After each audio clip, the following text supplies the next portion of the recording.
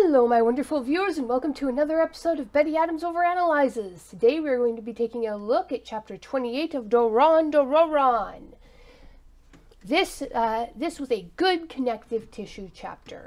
As usual, we will be doing the usual thing. We'll have a short spoiler-free section and then a fully spoiler section afterwards with a break in between. So, we have a chapter that's just doing a lot of work, a lot of world building, a lot of backstory, a lot of character development, and a lot of character introduction. This is just a really, really busy chapter. These busy chapters can bog down and feel slow, but again, I think we're getting a look at the particular skill set that this mangaka has. This mangaka is all about keeping the story flowing and just doing a really, really good job.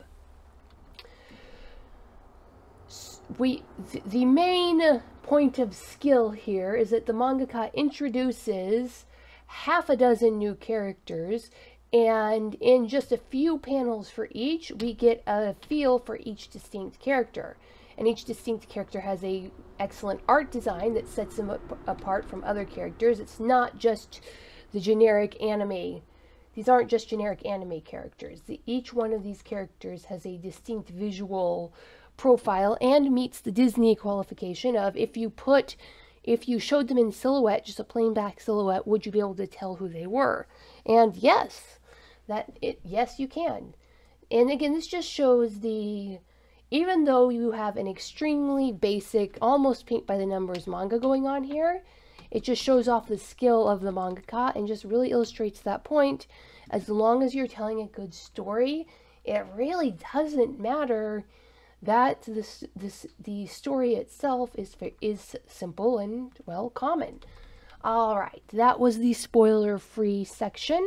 We will be now moving on to the spoiler section, so in order to give you a chance to not hear any spoilers, I will tell you to click away and go check out the links below the video to get a copy of my book, Humans Are Weird. I have the data, and Humans Are Weird, we took a vote. Alrighty, we get a look.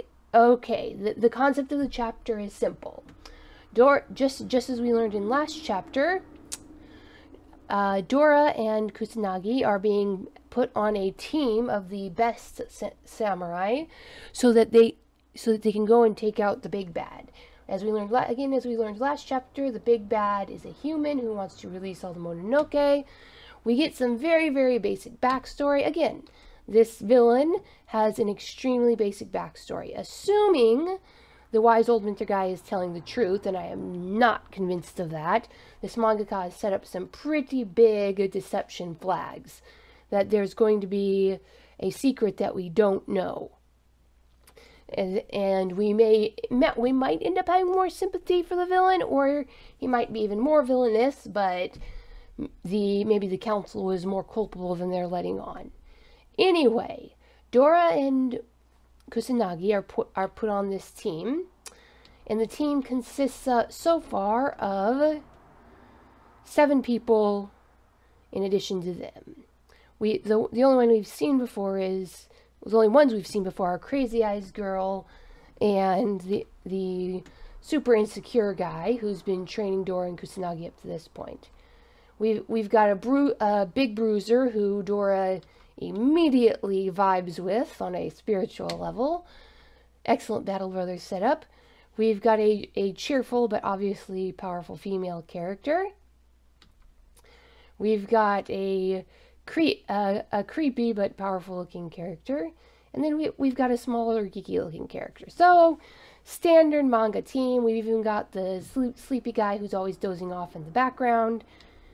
So again, it is just a pile of well-done tropes. Now, what is this chapter doing? Like I said, it's doing a lot. There are a half a dozen different threads going on. The main emotional long-term thread is that Dora and Kusanagi discuss the fact that if they're successful in this mission, they will seal off the human and Mononoke worlds so that they'll be separated. And Dora takes Kusanagi up on a roof to discuss this with him to see if he's okay with it. Kusanagi is, of course, heartbroken, but he's willing to do what it takes to keep people from getting eaten.